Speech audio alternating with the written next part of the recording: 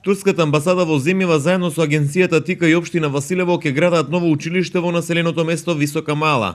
Таму во моментов се школуваат околу 40 на деца од прво до пето оделение, исклучиво турската националност. Во интерес на подобрување на условите за настава за учениците, изградбата на новата училишна зграда и упремување на истата ќе започне веќе оваа лето. Ова денеска го истакна од агенцијата ТИКА, но и градоначалникот Ванчо Стојанов.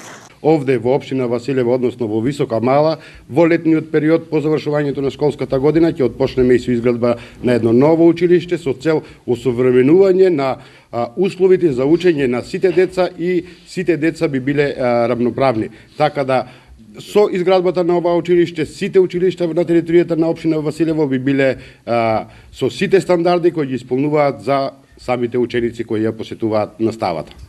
Yine bu kapsamda belediye başkanımız da Sayın Büyükelçi. Оваа година планирано е тука изградба на ново училиште, изградба и опремување комплетно на училиште. Donanımını gerçekleştireceğiz. Амбасадорот на Турција во земјава ги посети општините од југоисточна Македонија, каде живеат припадници од турската националност. Тој сакаше да ги слушне проблемите за да во соработка со македонските институции се решаваат етапно.